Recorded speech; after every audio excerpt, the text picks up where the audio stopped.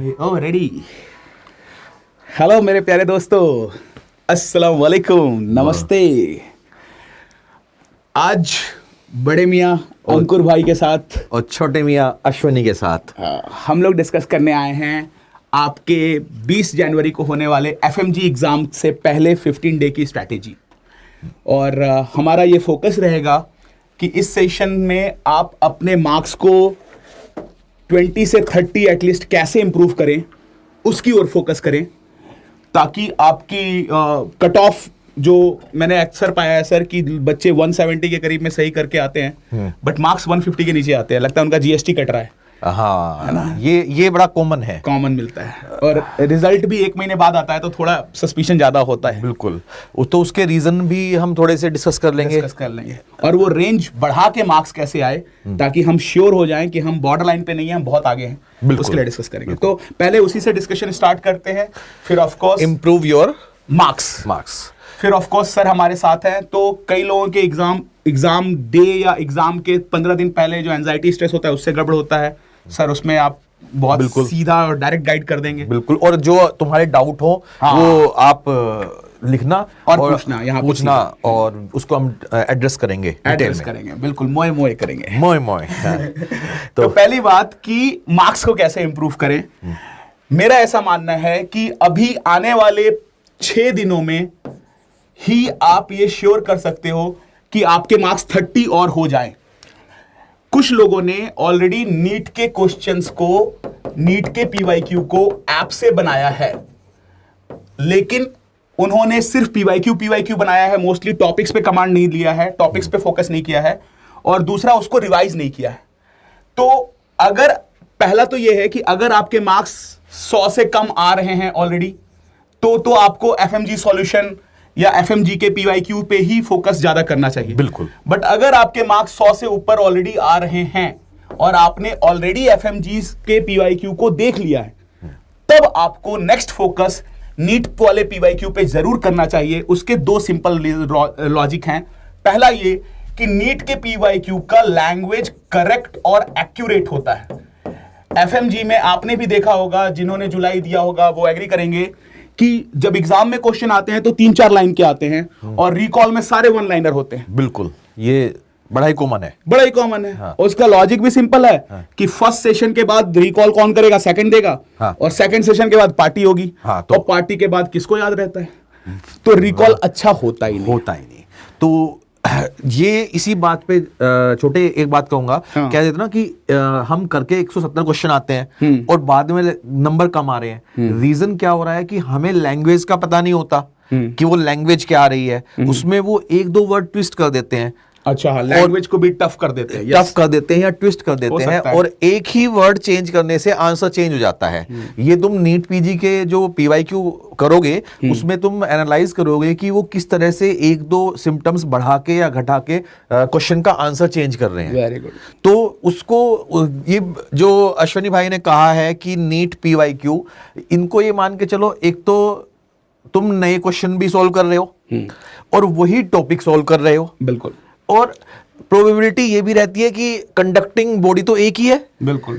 तो उनके पास क्वेश्चन का पूल भी वही है और आता भी है। एफएमजी के क्वेश्चन नीट में रिपीट होते हैं, नीट के इसमें रिपीट होते हैं। और लेवल ऑफ क्वेश्चन अब देखोगे एफएमजी के और नीट के सब बराबर हो चुके हैं। बिल्कुल ठीक है। और हालांकि मुझे थोड़ा एमसीआई पे भी शक है कि वो काट दे रहा है। हाँ, वो तो करता है, वो उस पे तो शक नहीं, यकीन है भाई को। तो मुझे ये लगता है कि आपको हर डे जब तक एग्जाम है, कम से कम डेली के मिनिमम 100 पीवाईक्यू जरूर बनाने चाहिए। वो आपके पीवाईक्यू अगर एफएमजी सॉल्यूशन बना चुके हो तो फिर नीट पे जाना, दोनों में से किसी से हो, बट मिनिमम 100 पीवाईक्यू होने चाहिए। केवल थ्योरी रिवाइज लास्ट डे में नहीं होना चाहिए। और जब भी आप पीवाईक्यू करें, एक मेरा रिक्वेस्ट है कि एवरी 10 क्वेश्चन के बाद आपके मार्क्स कितने आए वो लिखो। एक कॉपी ले लो और उस पर लिखो कि 10 में से आपने कितने सही किए। अगर आपने 5 सही किए 10 में से, तो अगले 10 क्वेश्चन में आप 6 सही करना चाहोगे, और 6 सही आप तभी करोगे जब आप गेस नहीं करोगे, तुक्का नहीं मारोगे। और कोई भी एग्जाम हमारी इंटेलिजेंस और स्मार्टनेस को टेस्ट नहीं कर रहा है, वो हमारी रिकॉलिंग एबिलिटी को टेस्ट कर रहा है। बिल्कुल। कि एग्जाम स्ट्रेस में हम रिकॉल कर सकते हैं कि नहीं। तो अगर आप अभी से घर पे नंबर देना शुरू करें कि 10 में से कितना सही हुआ, तो हर क्वेश्चन को आंसर देने से पहले दिमाग पे स्ट्रेस दोगे, खींच के आंसर लाओगे, रिकॉल करोगे, तब आंसर दोगे। तो ये रिकॉल की आपकी डेली की प्रैक्टिस हो जाएगी। इस चलते जब एग्जाम में भी स्ट्रेस होगा तो भी आप रिकॉल कर लोगे, और वहां पे स्ट्रेस आपके रिजल्ट को भी फ्लक्चुएट नहीं करेगा, और रिकॉल की प्रैक्टिस होगी तो आपका स्कोर बढ़ने लगेगा। तो प्लीज एटलीस्ट 100 जरूर करिए, और 10 क्वेश्चन के बाद अपने मार्क्स को एक छोटे कॉपी पे लिख लीजिए कि 10 में से कितने आए, ताकि एक चैलेंज भी बनता है, थोड़ा इंटरेस्टिंग भी होता है, और वो स्कोर हमें अपने करेक्ट स्टैंडर्ड्स को बताता है कि हम तुक्का मार रहे हैं या दिमाग पे जोर देकर रिकॉल कर रहे हैं। ये प्रैक्टिस आपको बहुत हेल्प करेगा एग्जाम में। इसमें एक कई बार ऐसा होगा, हो भी जाता है, स्वाभाविक है कि हम कोई टॉपिक पढ़ाना हो और हमने 10 में से 3 क्वेश्चन आ गए। हाँ, और यही मेन बात तो यही है ना? हाँ, इसलिए लोग नहीं करते, इससे भागते हैं। ये जो 3 क्वेश्चन आए हैं, हाँ, तुमने सोचा कि यार अब तो गया, 3 ही रह गए, एग्जाम खराब हो गया, एग्जाम खराब। मैंने कहा कि 3 क्वेश्चन आए तो उसे पॉजिटिव लो। बिल्कुल, कि यदि इनमें से 7 क्वेश्चन जो तू अब करने वाला है, यदि 2 क्वेश्चन ही फंस गए जो तुझे नहीं आते थे, ये तो मतलब 7 क्वेश्चन तो आते नहीं थे ना, अब वो 7 क्वेश्चन आ गए, करने के बाद तो वो आ गए, नॉलेज तो आ गई। उसमें से यदि 2 क्वेश्चन ही फंस गए, 1 क्वेश्चन ही फंस गया, तो मतलब कि तूने सही कैच किया है। बिल्कुल। तो यदि ज्यादा नंबर आ रहे हैं तो पॉजिटिव, और कम आ रहे हैं तो ये सोच लो कि यार ये तो आने ही है क्वेश्चन। हाँ, ये हम लर्न कर रहे हैं। तो आज जो गलती मुझे एग्जाम में करनी थी वो आज कर ली मैंने, बिल्कुल, और मैंने उससे सीख लिया। तो अब ये गलती मैं नहीं करूंगा। तो एंजाइटी नहीं होनी चाहिए। ये कम आए, मैं तो कहूं 1 भी ना आए, हाँ, तो मैं तो कहूंगा 10 के 10 सीख लिए मैंने, 10 के 10 सीख लिए। ये एंगल लेना, ये क्या है ना, क्या मैंने क्या सीखा, ये याद रखना है, अपने आप को इवेल्युएट नहीं करना। हाँ, ये एक बहुत इंपॉर्टेंट पॉइंट सर अभी सेशन होने से पहले कह रहे थे, हाँ, कि अब अपने आप को बार बार इवेल्युएट मत करो। क्यों सर? होता क्या है, जैसे क्रिकेट ही खेलते हैं हम, हाँ, है ना, कई बार 30 आवर निकल जाते हैं, 50 आवर्स का है, हाँ, तो हम कहते हैं यार लास्ट के 20 आवर यदि ये धोनी टिक जाए, हाँ, या विराट टिक जाए, हाँ, और हर बॉल को ढंग से खेल ले, हाँ, तो पक्का जीत जाएंगे। हाँ, हम उनसे एक्सपेक्ट करते हैं। हाँ, और जब तुम्हारे पास, तुमने बाकी कई महीने तो तुम खेल लिए ना, हाँ, चाहे अच्छा खेले चाहे बेकार खेले, बिल्कुल, लास्ट का 1 महीना है, मान लेते हैं 10 आवर है, तो 10 आवर अच्छी तरह खेल ले भाई, हाँ, तो इसको तेरा बढ़ जाएगा।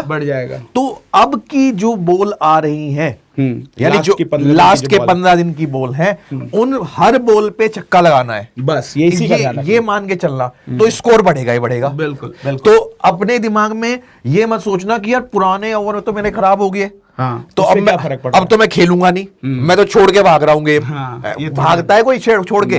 तो छोड़ के नहीं भागना।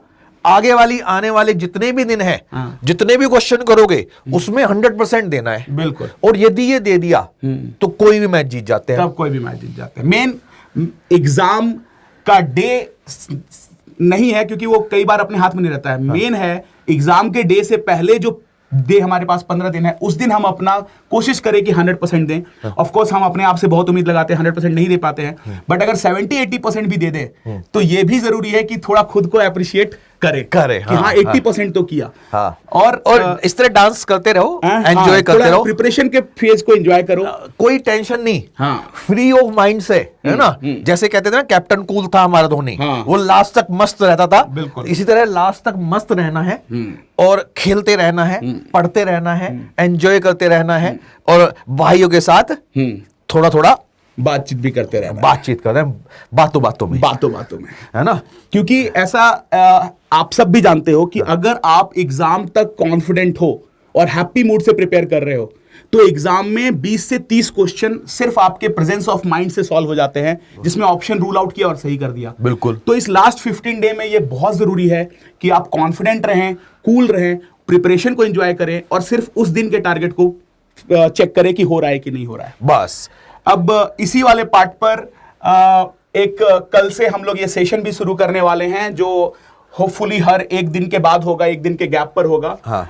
उसमें हम लोग रात के 8:30 बजे आएंगे दोनों भाई, और हम लोग प्यार से कुछ इंपॉर्टेंट टॉपिक साइकेट्री से, पीएसएम से लेंगे। हाँ। उन टॉपिक्स के जो भी क्वेश्चंस आए हैं उनको देखेंगे, और साथ में आपको अगर एग्जाम टाइम में कुछ भी प्रॉब्लम हो रही है तो आप खुल के बोलिएगा, हमारे पास स्पेशलिस्ट हैं, वो आपकी सारी बातों को बिल्कुल टू द पॉइंट और रियल सॉल्यूशन देंगे, क्योंकि ओवर द टाइम एक्सपीरियंस भी है और सर का तो स्पेशलिटी भी उसी फील्ड में है। तो उसमें ये होगा कि वो टाइम भी वेस्ट ना हो, कुछ ऐसा 2 सब्जेक्ट के जो क्वेश्चंस हैं एटलीस्ट वो तुम्हारे 100% कवर हो जाए तो, और उसमें थोड़ा एंटरटेनमेंट भी हो जाएगा तुम्हारा, और जो फियर हो रही है, एंजाइटी हो रही है, डे टू डे में चैलेंजेस आ रहे हैं वो भी एड्रेस हो जाएंगे।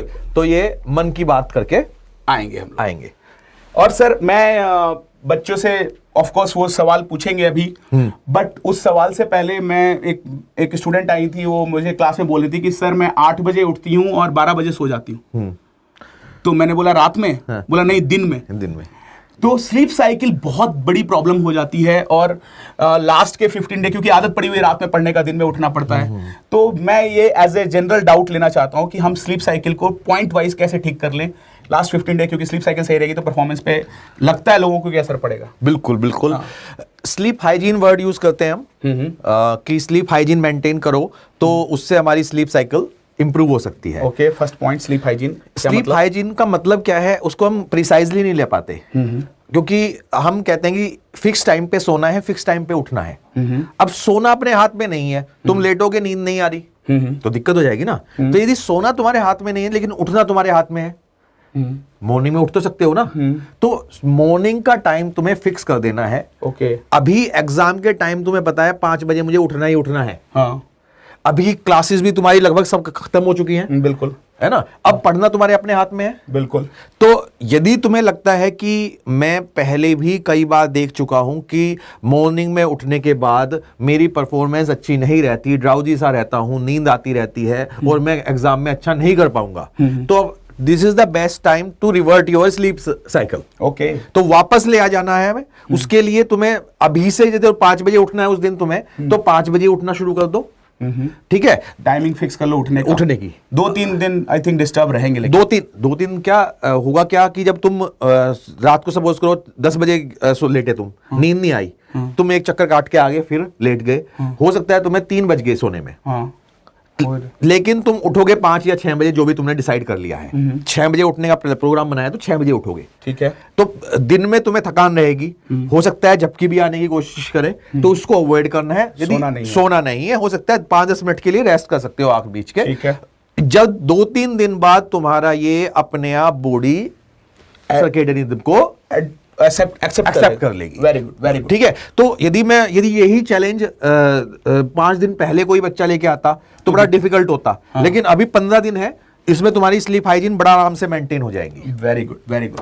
तो उठने का टाइम फिक्स है, और सोने के टाइम से मुझे याद है लास्ट टाइम में हमने क्लास में बता रहे थे आप कि सोने के टाइम से 4-5 घंटा पहले कोई भी स्टिमुलेंट जैसे सुट्टा, चाय, कॉफी, ऑफ कोर्स दारू तो नहीं लेंगे ये लोग, अभी इतने तो समझदार हैं ही हैं। हाँ, बिल्कुल। तो और सुट्टा भी यार, सुट्टा, चाय, कॉफी सोने के 4-5 घंटे पहले ना ले, वरना वो तो सोने का टाइम बढ़ जाएगा। स्टिमुलेंट है, उससे ये डायरेटिक्स भी होते हैं। हाँ। चाय हो गई, जितने भी हैं, तुम्हारी कॉफी होगी, इसमें डायरेटिक्स एक्शन भी होते हैं। बार में सुसु करने के लिए उठोगे तो वो फिर नींद डिस्टर्ब हो जाएगी, फिर उठते ही दिमाग में टेंशन वाली बात आ जाएगी, और एग्जाम आ रहा है अब तो, और तू सो रहा है। सही बात है ना, ठंडी भी इतनी है, सुसु करने उठने जाने का मन नहीं करता। ये बड़ा तुमने पॉइंट अच्छा बताया। कभी बचपन में छूट जाता था तो मजा आ जाता कि गर्म भी हो गया माहौल और सुसु भी हो गया, दोनों काम हो गए।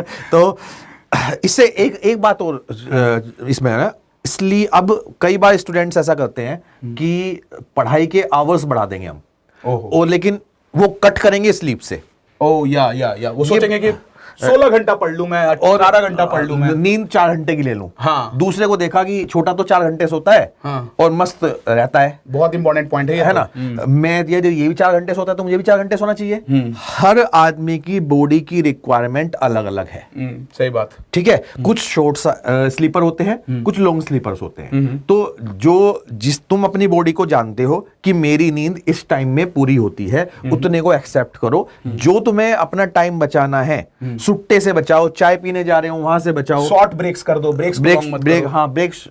लेकिन नींद से कॉम्प्रोमाइज नहीं करना, क्योंकि जब हम सो रहे होते हैं तब भी हमारा माइंड एक्टिव होता है। REM स्लीप में short term memory long term में कन्वर्ट होती है। तो यानी जब तुम सो रहे हो तब भी तुम्हारा माइंड काम कर रहा है, तब भी तुम पढ़ रहे हो, ये मान के चलो। तो स्लीप को कॉम्प्रोमाइज नहीं करना, मत करो। किसी भी तरह तुम और कोई टाइम कट कर सकते हो, लेकिन स्लीप को कट मत करो, क्योंकि वो स्लीप में मेमोरी ही बन रही है। बन रही है। और मैं एक थर्ड पॉइंट सर ने फिर पिछली बार बताया था कि अगर आपका एग्जाम के रात नींद पूरी ना हो तो ये मत सोचना कि इससे मेरा एग्जाम खराब हो जाएगा। नींद नहीं आने की वजह से, सर आप इसको इलॉबरेट करें, नींद नहीं आने की वजह से बॉडी एक वगैरह होगा। हाँ।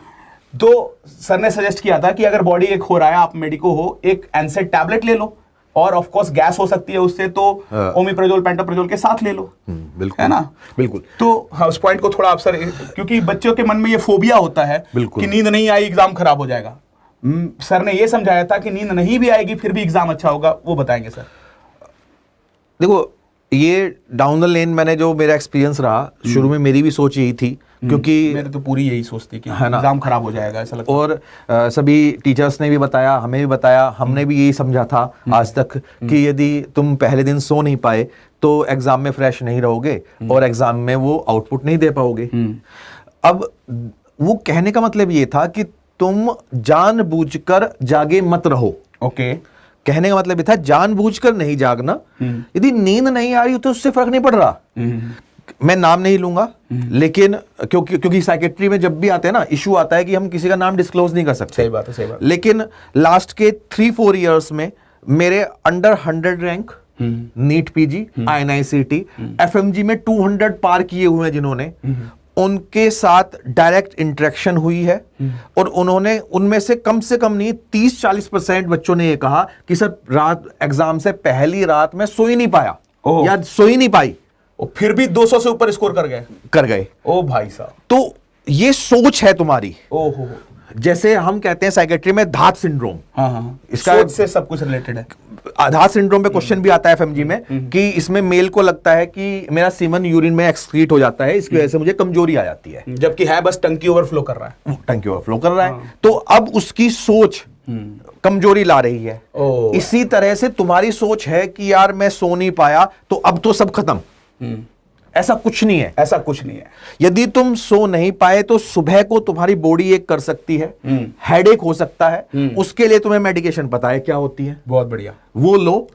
और तुम्हारा माइंड पहले से ही इतना एक्टिव है, इसीलिए सो नहीं पा रहे। सही बात है भाई, सो क्यों नहीं पा रहे? क्योंकि माइंड एक्टिव है। तो उस एक्टिवनेस को यूज करना है तुमने कि अब तो माइंड पूरा एक्टिव हो चुका है, इतना एक्टिव है, फोड़ देंगे। तो हाँ, बताओ कि नींद नहीं पूरी हुई है तो थोड़े बहुत पेन किलर लेकर के फिर एग्जाम दे देंगे, गैस की गोली, पेन किलर लेके बस, और नाश्ता करके प्लीज। नाश्ता, नाश्ता भी स्किप मत करो। लेकिन इस बात से नहीं डरेंगे कि नींद नहीं आई तो गड़बड़ होगा। नींद नहीं आई है फिर भी सर बता रहे हैं कि 30-40% टॉपर्स नींद नहीं आने के बाद टॉप करते हैं, तो उसको बड़ा इशू माइंड में मत बनाइए। क्योंकि मेरे पास है प्रूफ है इनके पास, मेरे पास प्रूफ है। मैं ये वर्बली मैं सिर्फ ये बात नहीं कर रहा, क्योंकि कुछ तो यूट्यूब सेशन भी है मेरे उन टॉपर्स के साथ, तो इसको एक्सेप्ट करना है तुमने और फोड़ डालना है। यदि नींद की वैल्यू नहीं देनी है, नींद की कोशिश करनी है कि स्लीप साइकिल सही हो जाए। हाँ, लेकिन हमारा माइंड फिर भी परफॉर्म कर सकता है क्योंकि उस टाइम हम एक्टिव मोड में। और जिस दिन तुम्हारे अंदर डर निकल गया कि नींद की वजह से मेरा एग्जाम खराब नहीं होगा, नींद अपने आप हो जाएगी। वाह, ये सच्ची बात है। ये डर हटाना है, ये डर हटाना है। क्योंकि होता क्या है, फिर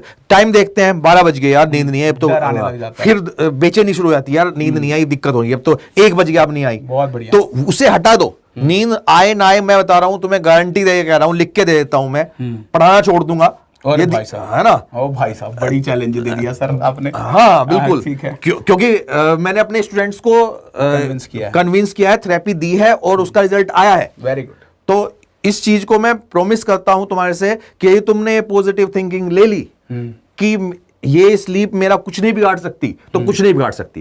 कोशिश जरूर करेंगे सोने की, कोशिश जरूर करेंगे, पूरी करेंगे, ठीक है? नहीं हुई तो कोई बात नहीं, कोई बात नहीं। वाह, ठीक है। ये पॉजिटिव माइंडसेट बहुत हेल्प करेगा। हाँ। अच्छा, अब जब हम लोग 15 डे स्ट्रेटेजी की बात कर रहे हैं तो एक उसको समराइज कर लेते हैं। और सर आप उसमें अगर मैं कुछ ऐड कर रहे हैं, कुछ क्वेश्चंस देख लेते हैं, छोटे क्वेश्चंस भी ले लेंगे, बट 15 डे स्ट्रेटेजी को एक समराइज कर लेते हैं।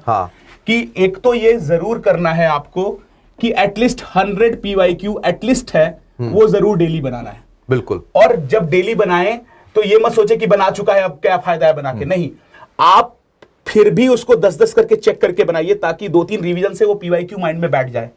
और पीवाईक्यू बनाने के बाद जो जो टॉपिक्स आपके गड़बड़ हुए हैं उनको आप नोट से देखो। वाह वाह, ये इस काम में आपके 3 से 4 घंटे लगने चाहिए। ये 100 मिनिमम है, कोशिश करना कि 150-200 हो जाए, ताकि आपके 4 घंटे में वो एरियाज कवर हो जाएं जिससे बार बार क्वेश्चन आ रहे हैं। और मैं ये क्यों एम्फेसाइज कर रहा हूं, क्योंकि दिसंबर एफएमजी एग्जाम में लास्ट 6 साल से देख रहे हैं, जुलाई में वो पीवाईक्यू कम देते हैं क्योंकि उनको इंटर्न नहीं चाहिए उस टाइम। हाँ। दिसंबर वाले में भर भर के वो पीवाईक्यू और उसके टॉपिक देते हैं। हाँ। 6 साल से मैं देख रहा हूं, रेगुलरली आ रहा है। तो ये बहुत, आप अगर पीवाईक्यू बना रहे हो तो आप गलत नहीं कर रहे हो। कोई भी सीनियर कुछ भी सजेशन दे कि नहीं आता है, नए नए आते हैं, नए नए आते हैं, बट नए नए 300 नहीं आते हैं। 200 वही टॉपिक्स और वही रहते हैं। थोड़े नए होते हैं बट टॉपिक फिर भी वहां मिलते और हैं। नए में भी यार ऐसा होता है ना, ये तुमने प्रेजेंस ऑफ माइंड से अप्लाई किया ना, जो तुमने पढ़ रखा है, तो तुम एक्सक्लूड कर देते हो कि यार ये आंसर नहीं है, नेगेटिव मार्किंग तो है नहीं हमारे पास। सही बात तो है। तुम एक्सक्लूड करोगे तो जो नए आएंगे ना, उसमें से ही 50% तुम सही करके आओगे। सही करके ये यदि तुमने जो इंपॉर्टेंट टॉपिक है उनको अच्छी तरह से पढ़ा हुआ है। हाँ, तो टॉपिक पे कमांड होने से वो सारे कवर हो लेंगे। बिल्कुल। दूसरा क्या है कि क्लिनिकल क्वेश्चन के लिए ही नीट का हम लोग पीवाईक्यू बनाने के लिए बोल रहे हैं कि क्लिनिकल क्वेश्चंस उसमें एग्जैक्ट लैंग्वेज में होंगे। तो क्लिनिकल क्वेश्चंस भी आप पकड़ लोगे, उससे भी डरने की जरूरत नहीं रहेगी। और इसीलिए आपका मार्क्स 30-40 बढ़ जाएगा अगर आपने लास्ट टाइम में नीट को कमांड कर लिया और एफएमजी को भी प्रीवियस ईयर को रिवाइज कर लिया, तो 30-40 से मार्क्स कम से कम बढ़ेंगे। दूसरा, जब हम सब्जेक्ट रिवाइज करते हैं तो पूरे एक सब्जेक्ट को एक दिन मत पढ़ो, वो बोरिंग हो जाता है कुछ दिनों बाद। अगर कुछ घंटे बाद, 1-2 घंटे तक तो मन लगता है, फिर कम मन लगने लगता है। अगर आपका मन लग रहा है तो जाने दो, फिर मत रोको। लेकिन अगर आपको कम इंटरेस्ट लग रहा है तो हमेशा 2 सब्जेक्ट लो और दोनों सब्जेक्ट को 2-2 घंटे दो, या आप देख लो कि तीसरा सब्जेक्ट भी ले सको तो उसको भी दे दो। बट ये बस 4 घंटा इधर लगेगा थ्योरी रिवीजन और 4 घंटा ये एमसीक्यू। अगर ये 8 घंटा आप डेली कर रहे हो तो इसका मतलब आप ट्रैक पे हो। 8 घंटे करने के बाद खुद को एप्रिशिएट करो, ताकि उससे कॉन्फिडेंस बढ़ेगा कि हाँ मैं ट्रैक सही चल रहा हूं, इसमें कुछ और ऐड ऑन कर सकता हूं। बट इतना करने से आपके मार्क्स बहुत अच्छे होंगे। लास्ट के 15 डे में डेली की ये स्ट्रेटेजी कंसिस्टेंटली रखोगे आप, तो सारे चीज कवर हो जाएंगे। मान लो आपके कुछ सब्जेक्ट्स नहीं कवर हुए हैं, जैसे मोस्टली मुझे स्टूडेंट्स कॉल करते हैं, सर वो कह रहे हैं कि मेरे 2 सब्जेक्ट छूट गए। तो वो हमने टॉपिक में भी लिखा था। क्या लगता है सर आपको छूटे हुए सब्जेक्ट्स के लिए क्या करना चाहिए? क्योंकि ये स्ट्रैटेजी तो बार बार टेस्ट की हुई है, ये वर्क करती है, अच्छा रिजल्ट देती है। आप सर उसमें कुछ ऐड करना चाह रहे थे तो बताइए। नहीं, इसमें बिल्कुल सही कहा तूने। बात उस पर आ जाती है कि छूटे हुए सब्जेक्ट का क्या करना है। छूटे हुए सब्जेक्ट बताइए सर, क्योंकि सब्जेक्ट छूटे हैं बच्चों के और वो माइंड में बॉदर करता है उनको। तो मान लो किसी के 3-4 सब्जेक्ट छूटे हुए, अब क्या करा जाए इसके लिए? इसके लिए क्या किया जाए? एक रूल आया है कि तुम कभी भी पुराने 20 साल के 30 साल के पेपर उठा के देख लो, 30% क्वेश्चंस ऐसे होते हैं किसी सब्जेक्ट में तो बहुत ही सिंपल होते हैं। ओके, तुमने थोड़ा सा भी पढ़ा हुआ होगा तो तुम 30% करके आ जाओगे। ठीक है। 20% ऐसे होते हैं जिसमें तुमने थोड़ी मेहनत की होगी तो करके आओगे। 20 और 30, ठीक है, थोड़ा सा वेरिएशन हो सकता है इसमें। तो यानी जो सब्जेक्ट तुमने नहीं किया उसमें तुम 50 तो ला सकते हो। वो simple basic questions, basic concepts, जो कि जैसे पीवाईक्यू है, अपने एफएमजी के पीवाईक्यू ही कर लिए तुमने तो भी उसमें 50% तुम अचीव कर सकते हो। ठीक है। तो उसमें डर नहीं होना चाहिए कि यार मैं तो सिर्फ इसमें पीवाईक्यू किए हैं, इसमें मेरा हो नहीं पाएगा। नहीं, उसमें तुम पीवाईक्यू के टॉपिक से क्वेश्चन तो पकड़ लोगे। हाँ। तो इसलिए जो सब्जेक्ट तुम्हारे वीक हैं, 3-4 सब्जेक्ट, उनको थोड़ा सा एक्स्ट्रा टाइम देके उनके पीवाईक्यू 2 बार लगा लो। वाह वाह, ठीक है। हाँ। और उसकी जो एक्सप्लेनेशन है क्वेश्चन की, हाँ, वो थोड़ा डिटेल में पढ़ लो। बस वो मेन टॉपिक आपके कमांड में आ जाएंगे और नंबर आ जाएंगे। बिल्कुल सेम बात मैं भी मेरे माइंड से कहने वाला था। जैसे मेरा एक फ्रेंड है उमेश है, और भी लोग हैं जिन्होंने कॉल किया 3-4 सब्जेक्ट लिए, तो मैंने उन्हें यही एडवाइस दिया कि आपके 3-4 सब्जेक्ट अभी 15 दिन है। मान लो इन 3 सब्जेक्ट में से 4 सब्जेक्ट में से 2 आपके मेजर सब्जेक्ट हैं और 2 या 3 माइनर सब्जेक्ट है। मोस्टली क्या होता है, मेजर एक छोड़ते हैं वो लोग, हाँ, और माइनर 2-3 छोड़ देते हैं। बिल्कुल।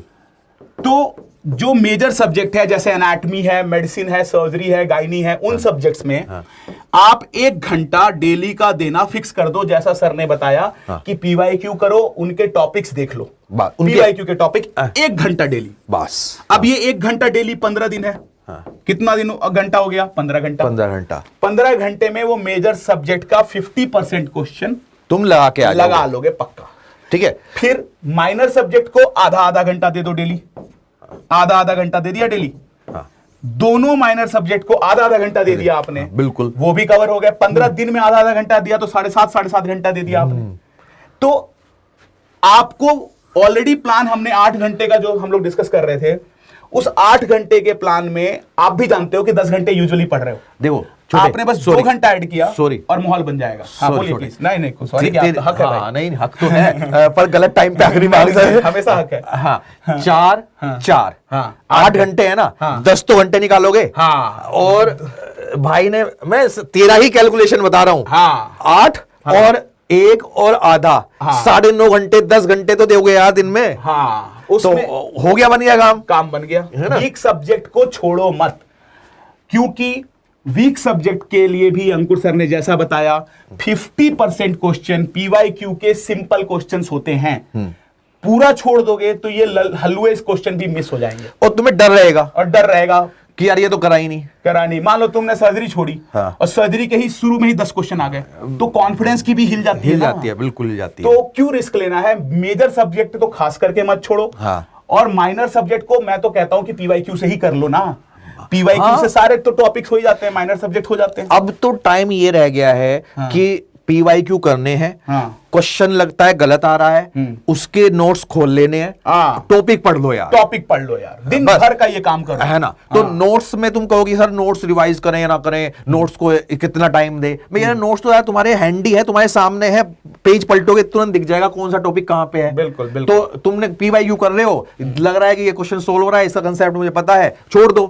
इसका कंसेप्ट क्या गड़बड़ हो रहा है, 2 बार देख लिया मैंने इस टॉपिक से, जब भी क्वेश्चन आते हैं गड़बड़ होती है, नोट्स खोल के तुरंत साथ के साथ टॉपिक पढ़ लो। तुम्हारे पास नोट्स तो सामने रखो भाई, जब भी पढ़ते हैं मैं तो ये मान के चलता हूं अपने नोट्स हमारे ग्रंथ है, बिल्कुल, तो उनको सामने रखना है। बाइबल है, हाँ, है ना, गीता है ना, कुरान है, एकदम सामने रखने हैं। और जैसे ही तुमने वे नोट्स खुद बनाए हैं, तुम्हें पता है कौन से नोट्स के किस पेज पे क्या टॉपिक है, ये तुम्हें पता रहता है। जैसे ही क्वेश्चन 10 क्वेश्चन किए तुमने, उसमें 3 क्वेश्चन नहीं आए, उनके टॉपिक तुरंत खोलोगे, देख लोगे, और यदि तुम्हें लगता है कि यार नहीं यार मजे से नहीं आए, तो एक स्टिकी नोट लगा दो वहां पे, तो तुम्हें पता चल जाएगा ये टॉपिक मेरे वीक है। और यदि तुम कभी बोर हो रहे हो, कुछ भी नहीं समझ में आ रहा है, तो वो स्टिकी नोट्स उठा के देख लो, भाई ये टॉपिक मेरे वीक है। क्या बात है ना, वेरी गुड। क्योंकि अभी ये स्ट्रेटेजी वीक सब्जेक्ट को कवर कर लेगी तो अंदर का डर हट जाएगा, और जब आप कॉन्फिडेंट होते हो तो आप किसी भी एरिया में अच्छा परफॉर्म करते हो। किसी भी एरिया मतलब किसी भी एरिया, नहीं बिल्कुल सही है बच्चे, परफॉर्मेंस तो ये तो हमारे पास साइकोसेक्सुअल क्लिनिक में भी आते हैं। वो सबसे बड़ा एस्पेक्ट ऑफ लाइफ होता है, और जो लाइफ के एस्पेक्ट हैं ये बहुत छोटे हैं। जब बात आ जाती है साइकोसेक्सुअल की, वो बहुत बड़ा एस्पेक्ट ऑफ लाइफ है, वहां भी कॉन्फिडेंस, वहां पे भी तुम्हारा कॉन्फिडेंस मैटर करता है, और तुमने देखा भी होगा, तुम एक्सपीरियंस। इसमें मेरा एक ये कहना है कि अभी कुछ बच्चे आए, वो कहते हैं, और ये कॉमन प्रॉब्लम है कि लास्ट 15 डे में वो अपने आप से और अपने ब्रेन से एक निगेटिव बात करने लग जाते हैं कि मैं भूल रहा हूं, ये आई एम फॉरगेटिंग। इस मिथ को उनके दिमाग से हटाना जरूरी है, और उनके माइंड में यह डालना जरूरी है कि मैं जो भूल रहा हूं वो सिर्फ 10% है। 10% भूलने से आपका परफॉर्मेंस पे फर्क नहीं पड़ेगा। आप साथ में डेली 90% याद कर रहे हो और डेली ऐड ऑन कर रहे हो, तो आई विल परफॉर्म वेल। ये वाला जो सेल्फ डिस्कशन है, इसमें कैसे टर्न किया जाए, उनको यहां से यहां कैसे लाया जाए, इसके ऊपर बच्चे पूछते भी हैं कि सर लास्ट के 15 डे में मुझे लग रहा है मैं भूल रहा हूं। तो सर तो उस पर पूरा ध्यान एक्सप्लेन करेंगे ही क्योंकि इनका स्पेशलिटी है, बट मैं एक पॉइंट ऐड करना चाहूंगा कि आपको नोट्स देख के लगता है कि आप भूल रहे हो, लेकिन जब उन्हीं टॉपिक के पीवाईक्यू बनाते हो तब आपको ऑप्शन याद आ जाते हैं ना। पूरा का पूरा नोट्स आपको दिमाग में याद नहीं रह सकता है, चलता है। पीवाईक्यू बनाते टाइम ऑप्शंस में याद आ रहा है तो काफी है, क्योंकि एग्जाम तो पीवाईक्यू बेस्ड है ना यार, एग्जाम में थोड़ी लॉन्ग क्वेश्चन आ रहे हैं। तो आपके एमसीक्यू पे इस चीज का असर वैसे भी नहीं पड़ेगा कि I am forgetting, and you will really perform well, क्योंकि वो अगर आप कॉन्फिडेंट और रिलैक्स माइंडसेट से जा रहे हो तो वो सारे पीवाईक्यूज में ऑप्शंस याद आ जाते हैं, भले नोट से कुछ पॉइंट आप मिस कर सकते हो। यस सर, प्लीज कैसे इस माइंडसेट को पॉजिटिव करें, सेल्फ टॉक को पॉजिटिव करें, क्योंकि लास्ट डे में यही सबसे इंपॉर्टेंट है। बिल्कुल, तो इसका साइंटिफिक प्रूफ दूंगा मैं तुम्हें। अरे वाह सर, खतरनाक बंदल हैं आप सर। हाँ, दो सर, दो। एक्चुअली होता क्या है कि जब मैं कोग्निटिव बिहेवियर थेरेपी करता हूँ या बिहेवियर थेरेपी करते CBT, हैं, हाँ। हाँ, तो एक नॉन मेडिको आता है मेरे पास, मैं उसे कहता हूँ यार चिंता मत कर, तेरे से बात करूंगा, तेरा सेरोटोनिन बढ़ा दूंगा। डॉक्टर साहब बातों से बढ़ा दोगे? हाँ यार बढ़ा दूंगा, है ना। तो वो मान जाता है। अब वो मेडिको आ जाता है, मेडिको को तुम कहो ऐसे करेंगे, वो कहेंगे यार सेरोटोनिन कैसे बढ़ाएगा, क्योंकि तुमने अपना माइंड लगाना शुरू कर दिया।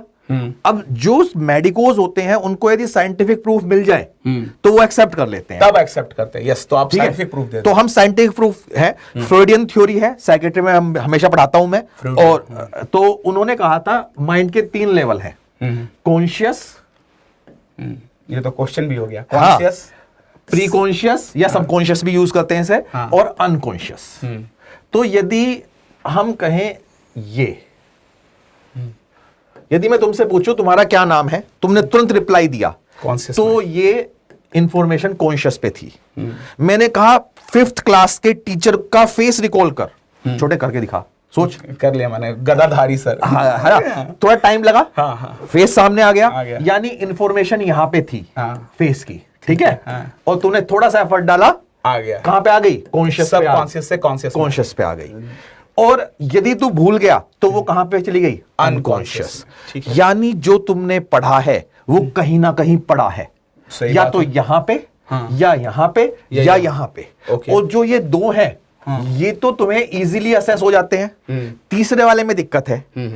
अब जब हम अपनी प्रिपरेशन देखते हैं, भूल रहा हूं, तो तुम्हें सिर्फ ये दिखाई देता है, क्योंकि तुम्हें ये प्री कॉन्शियस तो दिखाई नहीं पड़ रहा है, तुरंत नहीं आया तो लगता है भूल गए, बात हुई। लेकिन प्री कॉन्शियस तो तुम्हारे एग्जाम में तुरंत निकल के आएगा। सही बात है। और तुमने सोचा होगा सिक्स्थ सेंस, कई बार कहते हैं ना सिक्स्थ सेंस, गट फीलिंग, गट पता नहीं कैसी फीलिंग होती है, गुड़गुड़ वाली। तो वो मानते हैं हम अनकॉन्शियस, कि अनकॉन्शियस हमें डायरेक्ट करता है डेली लाइफ में और सही करने को, एमसीक्यू में भी। तो जब तुम एमसीक्यू कर रहे होते हो, तुम्हें याद भी नहीं होता, तब भी अनकॉन्शियस माइंड तुम्हें कहता है ये लगा दे, ये सही होगा, ये सही होगा। और पहला माइंड में जो आता है वही हमेशा सही होता है। तुमने बहुत सीनियर टीचर से भी सुना होगा ये बात। अभी शाश्वत सर लास्ट क्लास में कह रहे थे कि मेरी आप सबसे एक रिक्वेस्ट है, और वही रिक्वेस्ट मुझे लगता है मैं भी कर सकता हूं, सर भी कर सकते हैं। बिल्कुल, कि पहली बार जो आंसर मारा उसको बदलो मत।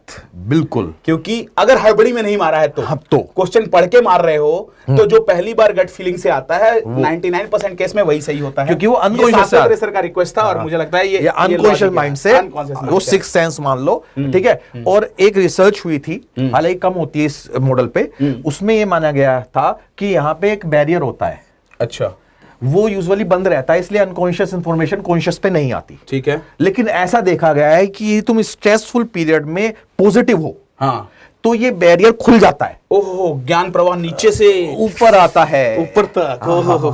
तो वाह, मेरा तो प्रवाह पूरा खुल गया, पूरा खुल गया। सर मेरे सोच के आ रहा हूँ कि एग्जाम में मैं बैठा हूँ और अगर ये गेट खुल गया तो 5 साल पहले भी जो पढ़ा है वो भी निकल के आ जाएगा। तो तुमने देखा होगा बहुत सारे सीनियर्स हैं, वो देखते थे पूरे टाइम मस्ती किया करते थे, लेकिन इतने पॉजिटिव हुआ करते थे, एग्जाम के लिए क्या आया करते थे। हम सोचते हैं रात को पढ़ता होगा, वो बेचारा रात को भी नहीं पढ़ता, लेकिन वो पॉजिटिव है। इसीलिए तुमने देखा होगा एग्जाम से पहले फ्लोस चलते हैं, बी पॉजिटिव, कॉन्फिडेंट रखो, कॉन्फिडेंस रखो, कॉन्फिडेंट बनो, तुम क्लियर कर लोगे एग्जाम। क्यों करते हैं? क्योंकि जिस दिन तुम्हें स्ट्रेसफुल सिचुएशन में विश्वास हो गया, ये बैरियर गायब हो जाएगा, सारी इंफॉर्मेशन बाहर आ जाएगी। ये साइंटिफिकली प्रूवन चीज है, इसको एक्सेप्ट कर लो और मान लो कि जो तुमने पढ़ा है कहीं ना कहीं पढ़ा है और वो काम आएगा। तो पॉजिटिव बात खुद से करके ये बोल दो कि वो आएगा, काम आएगा, काम आएगा। बस हमें एंजाइटी नहीं रखनी है, पॉजिटिव बनाए रखना है। बिल्कुल। और इसीलिए मैं वो भी कह रहा था, हाँ। फिर से मैं उस पे आ रहा हूं कि 10 क्वेश्चन के बाद अपने नंबर कितने आए हैं वो देखो। हाँ। क्योंकि नंबर देखने के चक्कर में क्या होगा कि तुम जोर लगाओगे, हाँ। और जोर लगा के ये सब कॉन्शियस की चीज को यहां ले आओगे। बिल्कुल। तो इस जोर लगाने की प्रैक्टिस 15 दिन अगर करोगे तो एग्जाम में भी ये जोर लगाना ऑटोमेटिकली हो जाएगा और रिकॉल होगा। अगर तुमने मार्क्स नहीं दिए खुद को, हर क्वेश्चन के नीचे आंसर पढ़े, या तुम केवल यूट्यूब पे वीडियो सुन रहे हो सर की जो पहले ही आंसर देते रहे, तो उसमें क्या होगा कि तुम जोर लगाने की प्रैक्टिस नहीं कर पाओगे, और नीचे की चीज ऊपर प्रैक्टिस में नहीं आएगी, तो एग्जाम में लाना थोड़ा मुश्किल होगा। तो इसीलिए इसको प्रैक्टिस करो। अपने जो भी मार्क्स आ रहे हैं 10 में से, उसको जरूर कहीं लिखो, नोट डाउन करो, और एक पर्सनल चैलेंज लो, ताकि ये गेट रोज खोलने की प्रैक्टिस ले लो। हाँ। और रोज जो गेट खुलता है, फिर वो खुलना आसान हो जाता है। तो वहां ध्यान रखो। क्या बात है, क्या बात है। कहां से कहां जोड़ देता है, तो यही तो कला है तेरी। और सर अब एक और बात, हाँ। कि एग्जाम डे का स्ट्रेस और एंजाइटी, हाँ। ये कई बच्चों के रिजल्ट को अफेक्ट करता है। एक तो तरीका यही है ऑफ कोर्स कि पहले खुद पे आप, जो सर कह रहे हैं कि पॉजिटिव बिलीफ रखो कि तुम्हारे अंदर का गेट खुल के चीजें बाहर आएंगी, बस तुम अपने ऊपर स्ट्रेंथ पॉजिटिव रखो। दूसरा हम लोग ये कह रहे हैं कि एग्जाम डे के स्ट्रेस को कम करने के लिए 10 में से मार्क्स दो।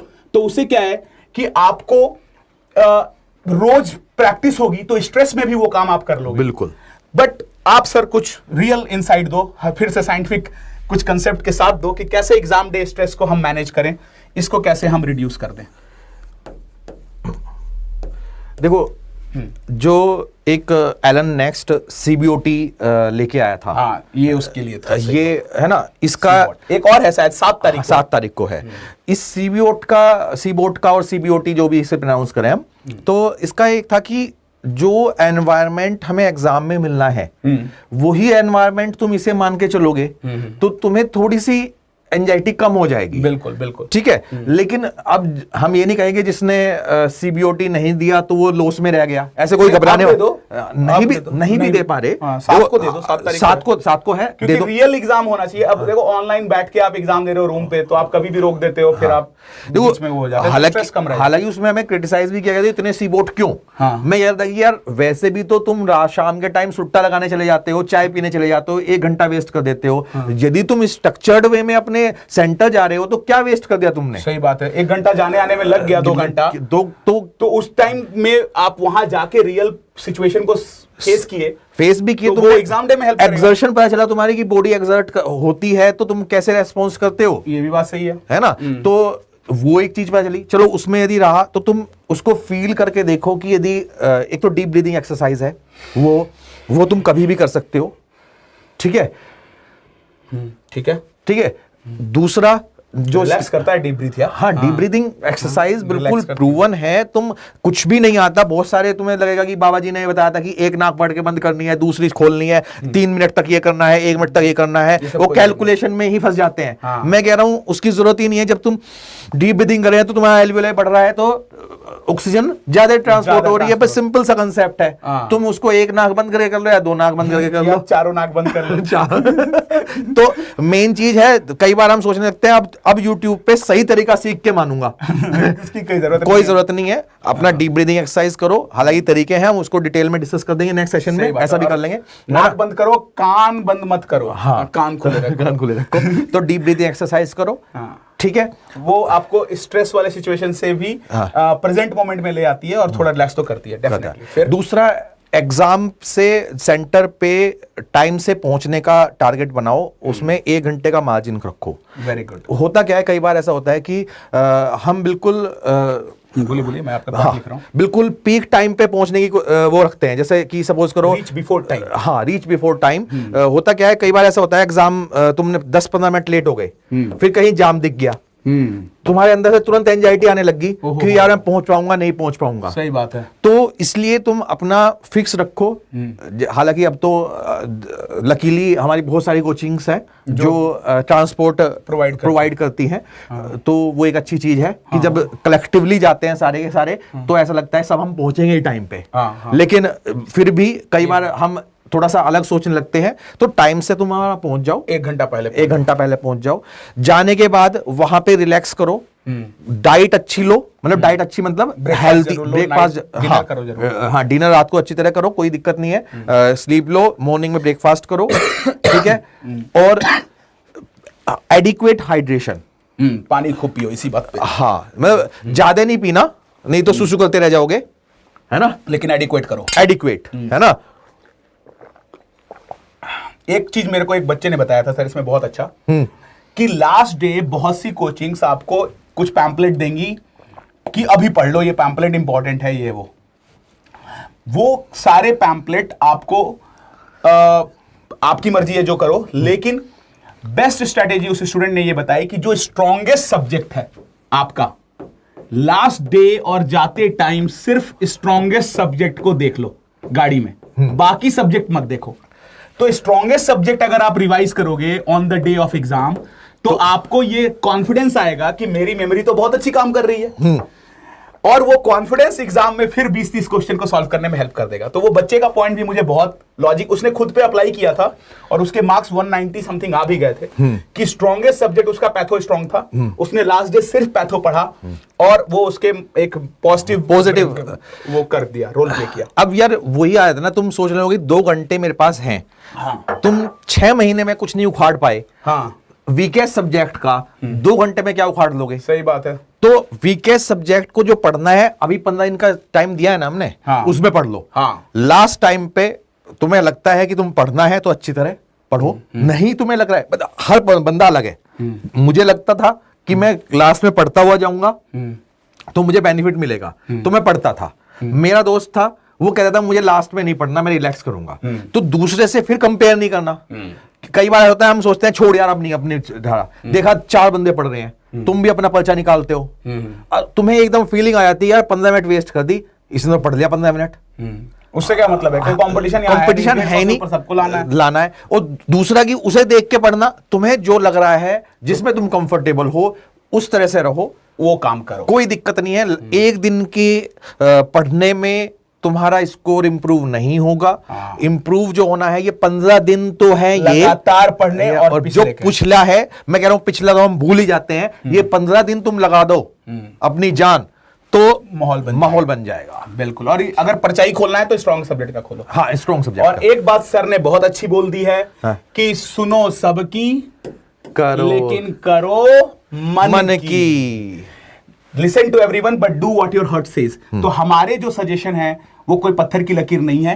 अगर आपको लगता है कि ये आपके लिए काम के नहीं है, बकवास है, तो इन पे पाद मारो और छोड़ दो, कुछ ध्यान देने की जरूरत नहीं है, वो करो जो आपकी स्ट्रेटेजी है। लेकिन अगर कुछ काम का आपको लग रहा है तो करो, ले लो, इसमें कोई रूल नहीं है।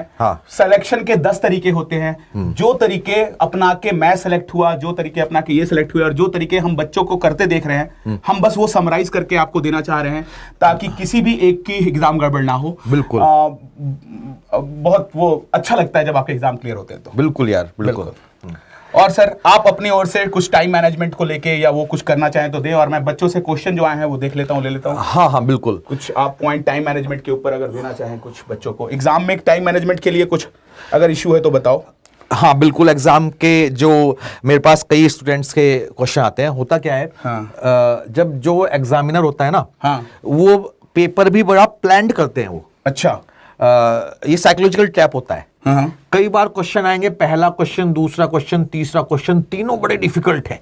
ओके, है ना, तीनों डिफिकल्ट, पहले तीन।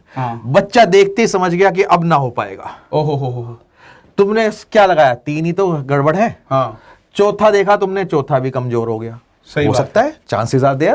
भाई तुमने 150 में से 75 क्वेश्चन चाहिए तुम्हें, सिर्फ 4 ही तो गड़बड़ हुए हैं। सही बात है। लेकिन जहां तुम्हारे लगातार 4 एक साथ डिफिकल्ट आए, तुम्हें एकदम नेगेटिव इंपैक्ट आ गया साइकोलॉजिकल, ये एग्जाम तो हाथ से गया। ये नहीं होने देना है। ये साइकोलॉजिकल ट्रैप होता है दोस्त। ओके। ये जब क्वेश्चन फ्रेम किया जाता है, हालांकि गाइडलाइंस तो बहुत सारी, यस, यदि तुम इमोशनली स्ट्रांग हो, तुम कहोगे कोई बात नहीं, अभी तो 4 ही तो गलत हुए हैं, मतलब कमजोर है। 4 से क्या होता है, 300 है भाई, अभी तो बहुत है, है ना। कई बार ऐसा होता है कि यार तुम ये मेरी अपनी सोच है, इसको इम्प्लीमेंट कर भी सकते हो, नहीं भी कर सकते। मैं ऐसा किया करता था, कुछ स्टूडेंट्स ने किया भी ऐसा। मैंने कई बार ऐसा हुआ कि इस तरह से पेपर तो हमने भी बहुत बार दिए हैं, एक बार में कोई सक्सेसफुल नहीं होता है ना, ऐसा बार देने से नॉलेज बढ़ती है ना। हाँ, कोई दिक्कत नहीं, शर्माने वाली बात नहीं। अब 12th फेल मूवी आई है, उसने यही बताया है कि फेलियर तो कोई बड़ी चीज है ही नहीं, तो अच्छी चीज है ना, कोई घबराने वाली बात नहीं। तो मैं क्या करता था, मैं 4 क्वेश्चन लगातार, कई बार हुआ मेरे साथ ऐसा कि लगातार नहीं आए, मैंने 51 से शुरू कर दिया। ओ, सीधे जंप मार दिया। लेकिन उसमें ऑनलाइन वाले में, ऑनलाइन नहीं, अब तो पेपर पे हो रहा है इनका एफएमजी वाला ना, ऑनलाइन कम नहीं, ऑनलाइन ही है शायद। अच्छा, ऑनलाइन है। हाँ, तो उसमें ही 51 जा सकते हो डायरेक्ट। अच्छा, डायरेक्ट जा सकते हो। कमेंट करके बताओ दोस्त, जा सकते हैं जा सकते हैं। मेरे हिसाब से जा सकते हैं जा सकते हैं, है ना। क्योंकि मैंने 51 से शुरू किया, अब तुम्हारे अपने निकलने लगेंगे। ओके, ठीक है, यदि आपने वो ट्रैप वाला एरिया क्रॉस कर लिया, वेरी गुड, तुम्हें यहां कॉन्फिडेंस आ जाएगा। फिर वापस आओगे ना, यही क्वेश्चन तुम सॉल्व करोगे और बन जाएंगे क्योंकि आप उस ट्रैप से निकल लिए।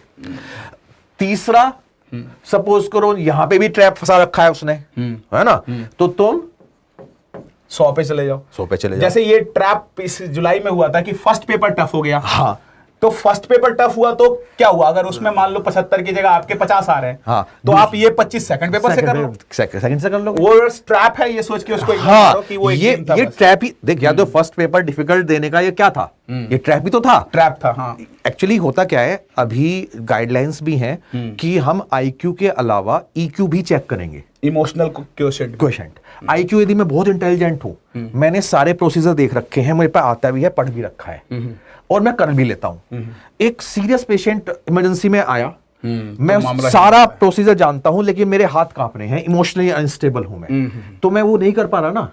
तो आईक्यू से ज्यादा इंपॉर्टेंट क्या है, इमोशनल क्वोशेंट, ईक्यू।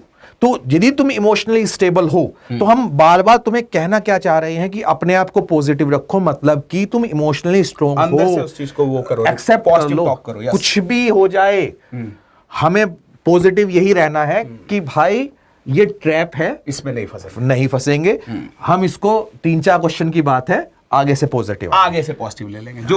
जो ओवर खराब आ गए तो क्या हुआ, हाँ, आगे सेकंड ओवर से मार लेंगे। हाँ, एक ओवर खराब आता है ना बीच में, क्या हो गया, क्या फर्क पड़ा। हाँ, मेडिना बजाता है। बिल्कुल। 1-2 क्वेश्चन लेते हैं। हाँ। एक मयंक का क्वेश्चन है, सर एलन फर्स्ट सीबोर्ड में 170 आए थे, ऑनलाइन जीटीज में 180 195 अराउंड है, डिफरेंट प्लेटफॉर्म में सर, बट अब इंप्रूव नहीं हो रहा है। तो मेरे भाई, उसी के लिए मैं फर्स्ट सजेशन दे रहा था कि आप 2017 से पहले नीट का पैटर्न अलग था, 2018 से लेकर के अभी पिछले 5-6 साल के जो नीट के क्वेश्चन हैं, जिनके 180 पे मार्क्स अटक रहे हैं, या उसी के नीचे उमर सैयद खान ने भी बोला है कि 150 से 170 आके रुक रहा है, तो जिनके रुक रहे हैं वो एक बार नीट के 5 साल के पेपर के सारे टॉपिक्स को रिवाइज कर लो नोट से, और उनके क्वेश्चन को 10-10 करके बना लो। मैं गारंटी लिखता हूं कि आपके स्कोर्स इंप्रूव करेंगे, 20 से 30 इंप्रूव कर जाएंगे 6 दिन में। हुआ क्या है कि नीट के क्वेश्चन आपने एक बार देखे हैं, कैसे देखे हैं, क्वेश्चन फिर आंसर, उससे वो चीज मेमोरी में नहीं जाती है, रिकॉल प्रैक्टिस नहीं होती है। 10 क्वेश्चन बना के अपने मार्क्स लिखो, और इस तरह पैटर्न में नीट के 6 साल के पेपर 6 दिन में बना लो। गारंटी है कि आपके 20-30 से मार्क्स अगर नहीं बढ़े तो मुझे बताना। और अगर आपने ये भी कर लिया है, नीट का भी क्वेश्चन कर लिया आपको लगता है, तो आप वहां बड़ा बड़ा बोल के खुद को धोखा दे रहे हैं, क्योंकि आपने क्वेश्चन किया है, टॉपिक नहीं किया है। और अगर कर भी लिया है तो उसका एक रिवीजन आपको 10-20 मार्क्स ऊपर बढ़ा देगा। तो टॉपिक्स के साथ पीवाईक्यू नीट के करो, जो भी 150-70 के आ रहे हैं उनके मार्क्स बढ़ेंगे फॉर श्योर, ऐसा मेरा विश्वास है। अगर सर आप कोई और तरीका बताना चाहे तो बहुत सही तरीका है। चलो, वेरी गुड। अब और दूसरी बात कि सीबॉट और इसके एग्जाम के रिजल्ट को बहुत सीरियसली मत लिया करो, उनमें पैटर्न फ्लक्चुएट करता है, टीचर्स कैसे पेपर बनाए हैं, ये सब फ्लक्चुएशंस होती है, बहुत ज्यादा सीरियसली मत लिया करो। कोशिश करो कि आए मार्क्स, बट अगर आ रहा है तो खुश रहो, नहीं आ रहा है तो फिर वही बता रहे हैं कि आज मैंने सीबोर्ड से क्या सीखा, वो सीख लिया। आज यदि मेरे 120 सवाल हुए हैं तो यानी मैंने वो 120 सवाल सीख लिए ना। बिल्कुल। अब यदि उनमें से 3 क्वेश्चन 4 क्वेश्चन भी आ गए, तो मेरा तो स्कोर बढ़ गया है ना। बहुत बढ़िया, बिल्कुल सही सर। अब इसमें यस केआर का सवाल वही है जो हम लोग चल रहा था कि सर 195 प्लस आ रहा है, इसको मैं जरूर लेना चाहूंगा। 195 प्लस आ रहा है, बट सर कॉन्फिडेंस नहीं आ रहा है, क्या करें? अब इस पे मेरा क्या कहना है पता है? ये वो गार्जियन है जिसने अपने लौंडे को बोल रखा है कि अगर 95% नहीं लाएगा तो हम तुमको मारेंगे। अरे भैया, तो मारने का मूड तो पहले ही बना लियो। भाई, किसी बच्चे ने अगर 90% ले आया तो अब उसको शाबाशी देने की जरूरत है ना, कि अब इस बात पे डांटोगे कि आप तुमने 100 क्यों नहीं लाया, 5 क्यों छूटा। तभी तो अगर 90 पे शाबाशी दोगे तभी तो वो आगे अच्छा करेगा। बिल्कुल। तो पहली चीज ये है कि अगर आपके ऑलरेडी स्कोर 195 प्लस या 180 ऐसे जा रहे हैं तो अब प्लीज खुद को एप्रिशिएट करो, क्योंकि आपने एक हार्ड वर्क किया है जिसके आप हकदार हो कि आप खुद को एप्रिशिएट करो। और मैंने ये भी देखा, बच्चे ने बोला सर 18 सब्जेक्ट 3 बार रिवाइज हो गए, एक छूट रहा है कॉन्फिडेंस। अरे भैया, एक छूटने से या 195 प्लस आने के बाद अगर कॉन्फिडेंस नहीं आ रहा है तो उसका रीजन सिर्फ ये है कि आप खुद पे बहुत हार्ड हो। आप अपने दिमाग रूपी लौंडे की रोज बजा रहे हो कि तू एक कैसे गलत कर रहा है, एक कैसे छोड़ रहा है। ये मत करो, इसको शाबाशी दो, तभी ये आगे 5% बहुत अच्छा करेगा। प्लीज भाई, ऐसा मत करो। 195 आने पे, 17 सब्जेक्ट होने पे भी अगर आप सेल्फ को एप्रिशिएट नहीं कर रहे हो तो बहुत गलत कर रहे हो, क्योंकि आपने हार्ड वर्क किया है। एप्रिशिएशन बनता है। बिल्कुल। और 195 आ रहा है तो और मॉक्स में आ रहा है तो आपके हो जाने वाले हैं। थोड़ा पार्टी बाद में करना, एग्जाम होते ही करना, एग्जाम होते ही करना, लेकिन थोड़ा खुश मोड में आ जाओ। खुश मोड में, कॉन्फिडेंस कम होने की जरूरत नहीं। हाँ, ओवर भी नहीं जाना। हाँ, वह बैलेंस चलना है।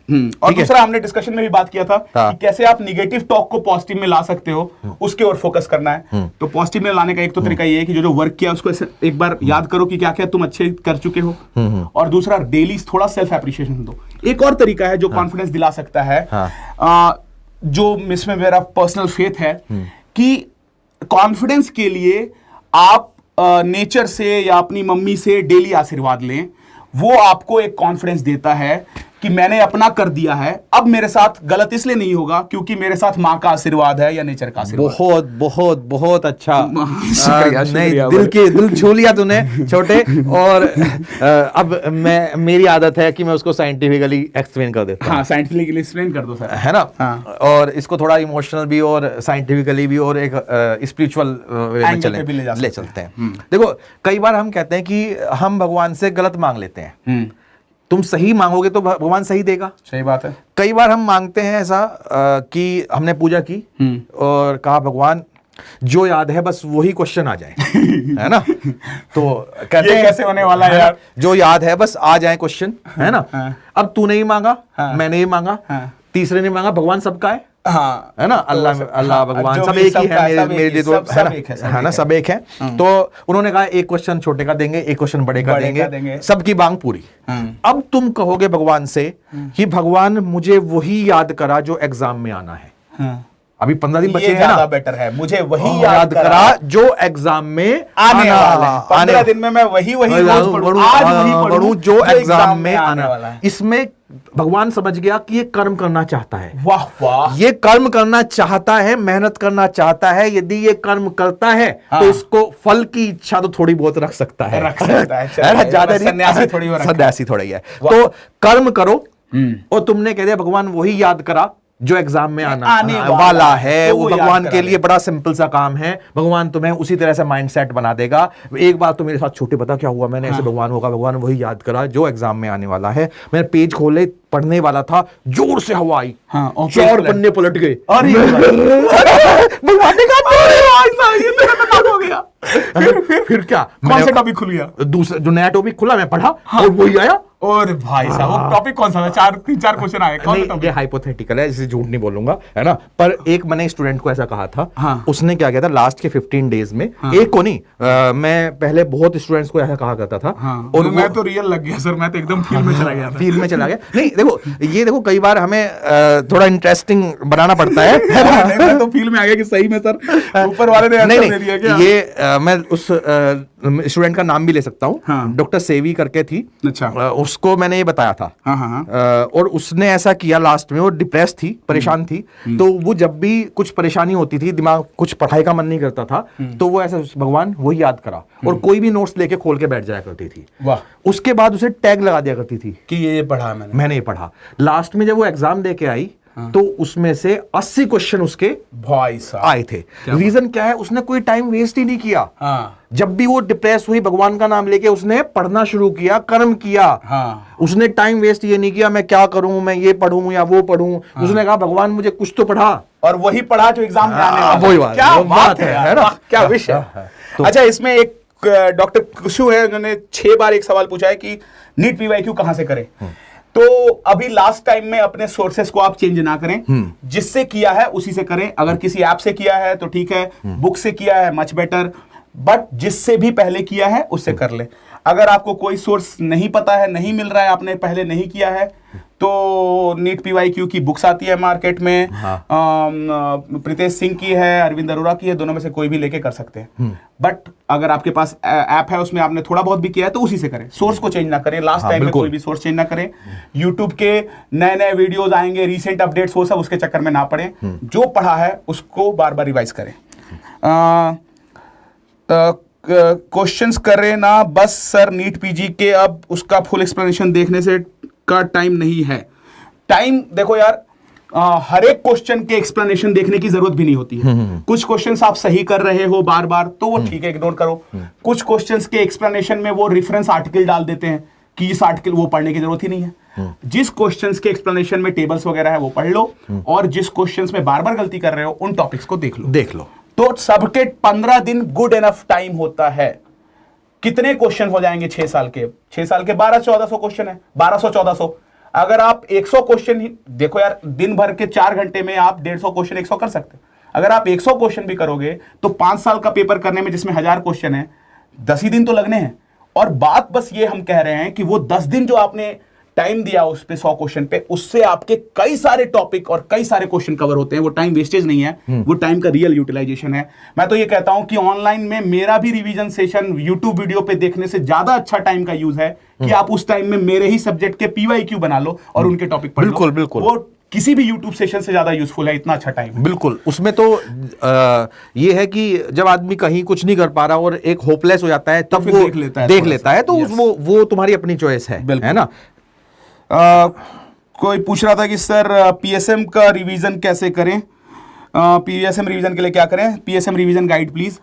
तो यार पीएसएम के रिवीजन हो या किसी भी सब्जेक्ट का रिवीजन हो, रिवीजन के लिए पहला काम देख लो पीवाईक्यू में क्या क्या आ रहा है। दूसरा काम उन टॉपिक्स को जाके पढ़ लो, नोट से पढ़ लो, बनाए खत्म हो गई। हर टॉपिक में, हर सब्जेक्ट में रिवीजन में ही है। प्लस मैं और अंकुर बॉस आ रहे हैं, कल से हम लोग 8:30 बजे सेशन करेंगे। छोटे मियाँ बड़े मियाँ आएंगे, मन की बात करेंगे, और उसमें हम लोग अपने पीएसएम और साइकेट्री के सारे टॉपिक आपको रिवाइज करा देंगे और थोड़ी मजा मस्ती भी करेंगे। आज तो हम लोग एकदम सीरियस स्ट्रेटेजी पर है, और कल से वो घंटा हम आपको रिलैक्स भी करने की कोशिश करेंगे। और आप क्वेश्चन उसमें भी पूछ सकते हैं, अगर कुछ आज क्वेश्चन आंसर ना हो पाए तो बताना। उज्जवल गजेंद्र का एक क्वेश्चन है, sir what the level of paper you are expecting this time. भाई मेरे को जुलाई से डेफिनेटली इजियर पेपर मैं एक्सपेक्ट कर रहा हूं, जिसमें 50% डेफिनेटली पीवाईक्यूज और उनके टॉपिक से क्वेश्चन डायरेक्टली होंगे, डायरेक्टली टॉपिक से होंगे। मैं ये कह रहा हूं, रिपीट भले कम हो, 30% रिपीट होते हैं, 20-30, 50% से कम टॉपिक से नहीं होंगे। और उन टॉपिक पे कमांड होगा तो आगे 70-80% क्वेश्चन आप बनाओगे। I will definitely expecting much easier question as compare to July. इसमें छोटे मैं कहूंगा कि जानता कोई नहीं है। हाँ, ये देखो, आई एम एक्सपेक्टिंग, और मैं एक्सपर्ट टू एक्सपर्ट गलत हो सकता है, बायस्ड हो सकता है। और मैं तो ये कहूंगा कि इस थॉट को ना लाया जाए तो अच्छा है कि कैसा पेपर आएगा। तुम अपनी तैयारी पूरी रखो। वाह वाह, है ना बाबा, बाबा क्या बात है बाबा, आज तो मूड में आ गए हो बाबा। क्योंकि यदि ये थॉट लाओगे तो एंजाइटी होगी। सही बात है कि डिफिकल्ट आएगा या सिंपल आएगा, ये थॉट आना ही एक तरह से तुम एंजाइटी एक तरह से इम्प्लांट कर रहे हो। सही बात है, क्यों ले रहे हैं? क्योंकि सपोज करो आज भाई ने कह दिया सिंपल आएगा, एग्जाम में तुम पहुंचे और तुम्हें लगा डिफिकल्ट, है ना, तो तुम्हारी तो उम्मीदें खत्म हो गई। सही बात है। तो कोई भी पेपर आएगा, वो डिफिकल्ट और सिंपल ऐसा कोई डेफिनेशन नहीं होती। तुम्हें आता है तो वो सिंपल हो जाता है, नहीं आता तो वो डिफिकल्ट हो जाता है, ऐसा मान के चलेंगे हम। अपना माइंडसेट तो ये रखना है, देखो डिफिकल्ट आएगा, बिल्कुल आता है, सिंपल भी आता है, लेकिन हमें तो अपना माइंडसेट यही रखना है कि कोई भी पेपर आए हमने तो फोड़ देना है। और हमने मांग ही चुका है कि वो पढ़े जो आने वाला है, जो पढ़ा है वही आने वाला है, बस पढ़ो 15 दिन अच्छे से। क्वेश्चन तो बहुत सारे हैं। जैसे जतिन शर्मा का क्वेश्चन है, sir in the last time reading notes is taking time, can we just reply on these rapid revision, रिलाई लिखना चाह रहा था, क्या हम रैपिड रिवीजन सेशन पे भरोसा कर सकते हैं रादर देन पूरे नोट्स को पढ़ें? आप ही बताओगे सर, ये तो मेरे सिलेबस के बाहर का जा रहा है, क्योंकि मेरी तो स्ट्रैटेजी अपने सिलेक्शन टाइम में ये थी कि पीवाईक्यूज करता था, उनके टॉपिक्स करता था, और फिर पीवाईक्यू 3 बार रिवाइज करता था, और 825 रैंक ऑल एम्स में आई थी सिर्फ इस स्ट्रैटेजी से। तो मेरे को इस स्ट्रैटेजी पे फेस है कि नोट्स भले ना रिवाइज हो, पीवाईक्यू और उनके टॉपिक रिवाइज होने चाहिए, और 10 साल के मैंने किए थे तब जाके ये स्कोर आया था। बट आपका क्या कहना है, नोट्स नहीं हो रहा है, रैपिड रिवीजन से करना क्या सही रहेगा? इसमें हम थोड़ा सिलेक्टिव कर लेते हैं। हाँ, यदि जैसे हमने बात की थी कुछ सब्जेक्ट हमारे वीक है, हाँ, है ना, तो जब वीक है कुछ सब्जेक्ट, तो उनके लिए तुम डबल काम कर सकते हो। ठीक है, वीक है तो पीवाईक्यू प्लस रैपिड रिवीजन कर लो, रैपिड रिवीजन भी ऐड कर लो उसमें, ऐड कर लो। ठीक है, ठीक है भाई। मेरे पास एक मिनट, ये थे छोटे, ये बनाया था, हाँ, जो ये माइनर सब्जेक्ट की बात ये कर रहे थे। यदि मेरा कोई वीक सब्जेक्ट है तो उसको मैं सोचता हूं कि यार चलो ये तो टाइम दे ही रहा हूं, 1 घंटा और 2 घंटे और निकाल लेता हूं, मैं रैपिड रिवीजन भी कर सकता हूं। अदरवाइज मुझे लगता है जो अश्विनी भाई ने कहा कि पीवाईक्यू अपने नोट्स, देखो अपने नोट्स तुम्हारी विजुअल मेमोरी है तुम्हारी, उसके साथ उन मेमोरी को वेस्ट मत करो। तुमने अपने एग्जाम में कई बार तुम फील करोगे कि ये चीज मैंने अपने नोट्स में इस पेज पे यहां पे थी, आता है ऐसे माइंड में, तो यार तुम उस जो मेमोरी तुमने बना रखी है उसको क्यों वेस्ट कर रहे हो? सही बात। पीवाईक्यू तुम लगा चुके हो, वहीं से लगाओ। सर ने कहा भी है कि सोर्स चेंज मत करो, वहीं से लगाओ, वो भी तुम्हारी एक विजुअल मेमोरी है। हाँ, तो लास्ट टाइम में रैपिड रिवीजन पे मत जाओ नोट्स छोड़ के, क्योंकि नोट्स तुम्हारी विजुअल मेमोरी है। ये जो 2-2 घंटे हम रिवाइज करने को कह रहे हैं, हाँ। बेटर रिजल्ट आएगा अगर आप सेल्फ रिटन नोट्स को इन 2-2 घंटे में रिवाइज करें। रैपिड रिवीजन से ज्यादा अच्छा रिजल्ट आएगा, क्योंकि ये आपने पढ़ा हुआ है, ये आपके लिए रिवीजन बेटर इजी होगा। बट फिर से कहूंगा, सुनो सबकी, करो मन की, इसमें आप अपने हिसाब से भी डिसाइड कर सकते हो। बिल्कुल। हाँ बोलिए सर। इसमें मेरे है कि जो रैपिड रिवीजन कर रहा है, यदि मैं ही कंडक्ट कर रहा हूं तो मैं एक टॉपिक डिस्कस कर रहा हूं, मुझे नहीं पता तुम्हें वो टॉपिक आता है नहीं आता है, मैं उसको 5 मिनट में डिस्कस करता हूं। हाँ। वो तुम्हारे पास आता है पहले, हाँ। तो तुम उसको 1 मिनट में रिवाइज करके चले जाओगे। ठीक है, तो जो सब्जेक्ट तुम्हारा वीक है उसमें रैपिड रिवीजन के लिए मैं मना नहीं करूंगा, क्योंकि तुम्हें उसमें एक ब्रह्मास्त्र लेके आना है, कोई एक प्रकट हो जाए तीर, पता नहीं कौन सा काम आ जाए, और तीर में अपने मतलब एग्जाम में डालना, फेंक के मारेंगे स्टॉक, और काम आ जाए। तो वीक सब्जेक्ट का रैपिड रिवीजन प्लस पीवाईक्यू कर लो, और स्ट्रॉन्ग सब्जेक्ट का जो तुम्हारा अपना कॉन्फिडेंट है, हाँ, जो जहां से नोट्स किए हुए हो उसको पढ़ो पहले। और अगर टाइम नोट्स नहीं रिवाइज कर पा रहे हो तो बहुत लोड मत लो। कोई स्टूडेंट दुनिया में ऐसा नहीं रहा है जिसने पूरी प्रिपरेशन से एग्जाम दिया है। हर एक की प्रिपरेशन इनकम्प्लीट है। थोड़ी इनकम्प्लीट होने से रिजल्ट पे फर्क नहीं पड़ेगा। जितना आपने किया है उसके लिए सेल्फ अप्रिशिएट करो और कॉन्फिडेंस के साथ एग्जाम में जाओ, और देखोगे आप कि जो भी कुछ पहले पढ़ा है वो सब निकल के आएगा। बिल्कुल आएगा, और माहौल बन जाएगा। कुछ और क्वेश्चन लेना चाहेंगे क्या सर? बिल्कुल। सर घर से दूर हैं, कैसे लें आशीर्वाद? मेरे भाई, फोन करके माँ से बोलो कि मम्मी आज का दिन अच्छा हो, जो मैं पढ़ूं वो एग्जाम में आए, ऐसा आशीर्वाद दो। मम्मी फोन पे दे देंगे आशीर्वाद। हाँ। और अरे देखो, फीलिंग मन से कनेक्टेड है। और मैं तो ये मानता हूँ कि तुम मन से याद भी कर लोगे ना अपनी मम्मी को, तो वहाँ तो आशीर्वाद देने ही लगेगा। अरे भाई रुलाओ आपने माल बना दिया भाई, मन से याद। फीलिंग आ रही है, फीलिंग निकल के आ रही है। मैं फादर हूँ, तो मुझे पता है मेरे बच्चे मन से गाली देते हैं तो इनको पता चल जाता है। नहीं, गाली भी देते हैं ना, तो भी मैं कहता हूँ चल यार खुश रह, तुझे अच्छा लगा ना। सही बात है। तो बच्चों कभी भी अपने पेरेंट्स की कोई वो क्रिटिसाइज कर रहे हैं तुम्हें या डांट रहे हैं, उनको नेगेटिव नहीं लेना, क्योंकि उनके पेरेंट ने यही किया था। वो बेचारे इतने समझदार हैं। अरे उन्होंने उसी स्ट्रेटेजी को यूज करते हैं। साइकियाट्री थोड़ी पढ़ी है, कि कैसे मोटिवेट करना है, क्या करना है। सही बात है। तुम्हारे पास फेल से उन्हें नहीं फर्क पड़ता, तुम्हारी खुशी से फर्क पड़ता है। तो उन्हें खुश रहो तो काम बन रहा है। उन्हें पता है कि तुम पास हो जाओगे तो खुश हो जाओगे, इसलिए वो तुम्हें पास होना चाहते हैं।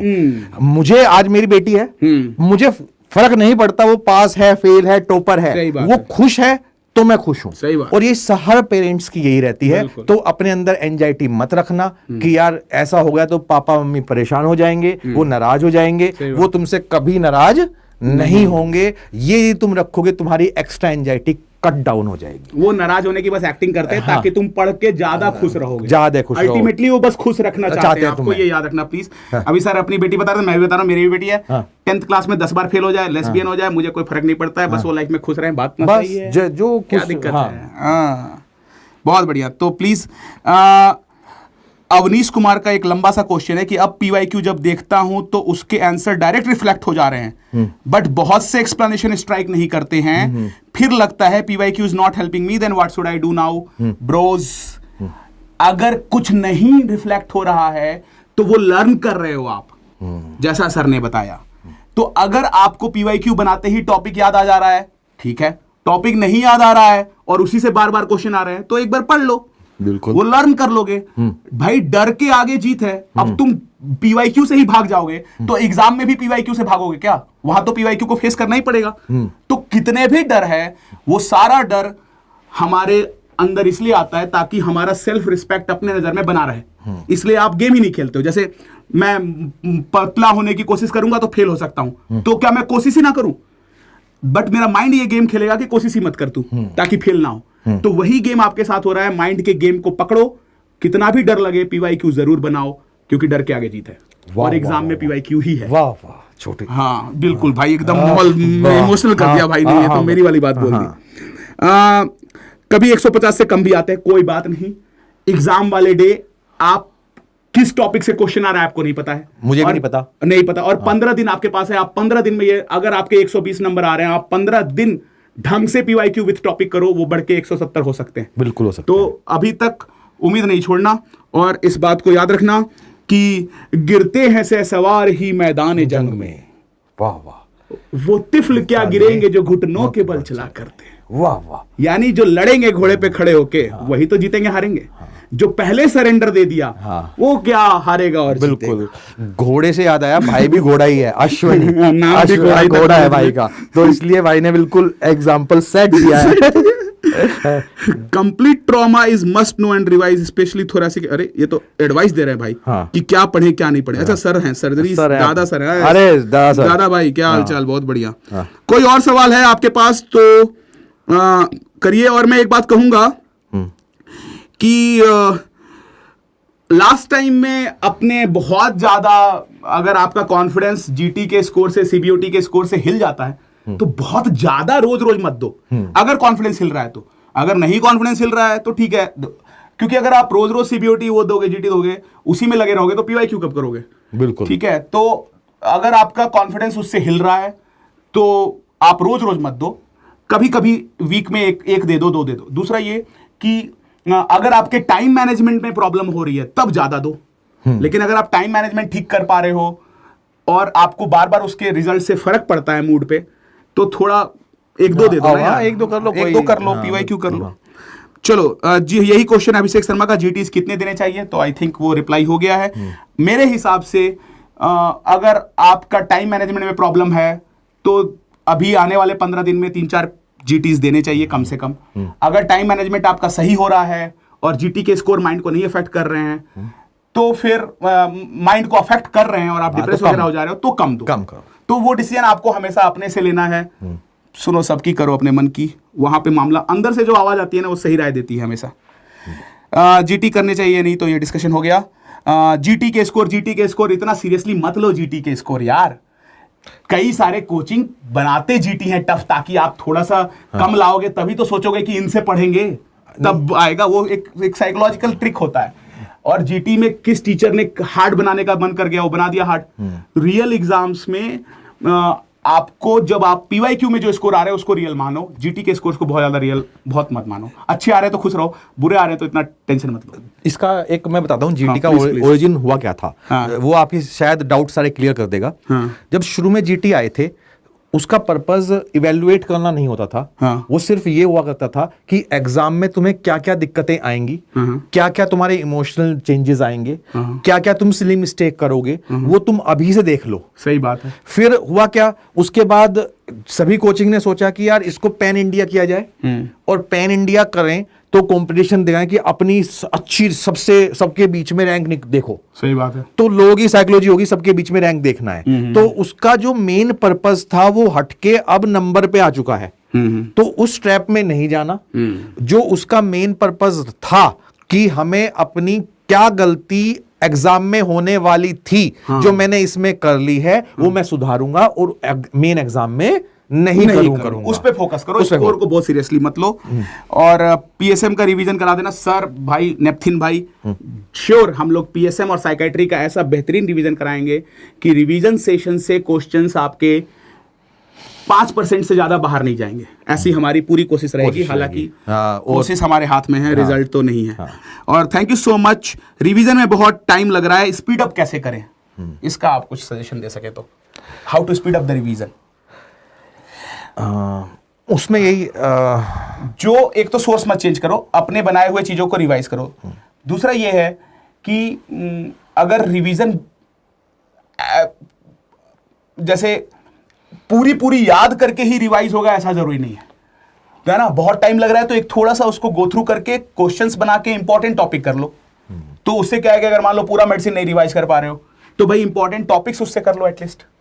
इसमें एक चीज मैं कहूंगा, एक बार उसका हिडन कोर्स देखना। कि यदि रिवीजन नहीं हो रहा है, रैपिड रिवीजन नहीं, मतलब रैपिडली रिवाइज नहीं कर पा रहे, तो रीजन कई बार हिडन होते हैं। एग्जाम के टाइम हमें एंजाइटी की वजह से नहीं हो पाता। तो एक बार उसको एनालाइज करो कि ऐसा तो नहीं कि तुम चाह रहे हो पढ़ना लेकिन कहीं ना कहीं कुछ घबराहट है, उसकी वजह से तुम आउटपुट नहीं ले पा रहे। बिल्कुल। तो एक बार उसको एनालाइज करो और क्या तुम्हारे माइंड में कुछ डर बैठा हुआ है, रूट कॉज क्या है, क्योंकि अदरवाइज जो तुमने पढ़ रखा है वो रिवाइज होना ही होना है। बिल्कुल। तो उसका एक कॉज ढूंढना और तुम्हें मिल जाएगा, उसका समाधान कर लेना। बहुत बढ़िया। और यदि समाधान ना हो पाए और तुम्हें लगता है वो इमरजेंसी नहीं है तो उसे पोस्टपोन कर लेना। 15 दिन की बात है, 15 दिन बाद समाधान कर देंगे यार। बंदी का इशू है, फैमिली फाइनेंशियल है, 15 दिन बाद देख लेंगे यार। लाइफ थोड़ी 15 दिन में खत्म हो रही है। Postponement of thought. तो भाई एक लास्ट सवाल ले रहे हैं अनुज कियार का है कि कब करोगे रिवाइज। तो 2 बातें मैं कहना चाहूंगा। एक तो ये कि कल 8:30 बजे से सेशन है लाइव यही एलन ऐप पे, जिसमें हम लोग रिवीजन तो करेंगे ही पीएसएम साइकेट्री का, बट जैसा सर अभी कह रहे थे, कई बार आपको कुछ रूट कॉज होते हैं, फाइनेंशियल, फैमिली, पर्सनल, जिस रूट कॉज के चलते आप नहीं पढ़ पा रहे होते हो, तो वो रूट कॉज से रिलेटेड क्वेश्चंस, पर्सनल क्वेश्चंस खुल के आप उस सेशन में हमसे YouTube पे पूछ सकते हैं। हमारा बस यही पर्पस है इस वाले सेशन के थ्रू कि हम लोग कनेक्टेड रहें लास्ट तक की जर्नी में। तुम ऐसा फील ना करो कि हमारा हाथ किसी ने होल्ड नहीं रख रखा। जब तुम्हें लगेगा कि कोई ना कोई तो है जो तुम्हें होल्ड करके रख रहा है, तो कॉन्फिडेंस थोड़ा ज्यादा रहता है। इसका मैं एक एग्जांपल देता हूं। मैं अपनी साइकोथेरेपी में कई बार एग्जांपल दिया है, हुआ सक्सेसफुल हुआ है। कि सर्कस देखा है हमने, एक लड़की होती है, एक रस्सी पे चलती है, नीचे नेट होता है, वो बड़ा कॉन्फिडेंटली चली जाती है, पार कर जाती है। वही लड़की, वही रस्सी, वही सर्कस, नेट हटा दो, नहीं कर पाएगी, फट जाएगी। नहीं कर पाएगी। मतलब विश्वास कि एक बेस सपोर्ट है, मेरे पास सपोर्ट है। तो वही विश्वास के लिए हम रेगुलरली आएंगे। बहुत बड़ी जिम्मेदारी ले लिए सर, लेकिन करेंगे, पूरी करेंगे। उसमें हमारा ही मजा है, हमें भी अच्छा लगता है। बिल्कुल। और उसमें यदि तुम्हें लगता है कि नहीं मिल पाए तो एलन नेक्स्ट में आप अप्रोच करके हमसे पर्सनली मिल सकते हो। एलन नेक्स्ट आके आप पर्सनली पूछ सकते हो, है ना। कोई अगर पर्सनल इश्यू आ रहा है तो आप फोन और कॉल भी कर सकते हो। ये मेरा नंबर है, इस पे आप कुछ भी जो बात हो आप पूछ सकते हो। और मैं आपके अगर कुछ पर्सनल क्वेश्चन होंगे तो सर को भी भेज दूंगा। हाँ बिल्कुल। हाँ सर। और हम लोग फिर मिलते हैं कल 8:30 बजे। और आपके जो भी डाउट क्वेश्चन नहीं आंसर हो पाए होंगे उसके लिए प्लीज माफ कीजिएगा। मुझे सीरियसली लगता है कि आज के सेशन में जो हमने स्ट्रैटेजी डिस्कस की वो हमें अपने लाइफ में सक्सेसफुल किया है और कई स्टूडेंट्स की हेल्प किया है। तो these are really useful things which we are discussing. अपनी बड़ाई नहीं करना चाहिए, लेकिन मुझे लगा कि ये काम का है तो मैं बस ये बता। बिल्कुल बिल्कुल बिल्कुल ठीक है। तो शुक्रिया। अस्तला विस्ता 10 विदानिया। भाई ने सिखा दिया मुझे यार। ठीक है, फिर मिलेंगे और माहौल बनाएंगे। अगर तब तक पॉजिटिव रहना है, तब तक पॉजिटिव रहता है, आगे भी पॉजिटिव रहना है और HIV पॉजिटिव नहीं होना है। वो तो बच्चे ध्यान रखते हैं। चलो चलो, बाय बाय, गुड नाइट।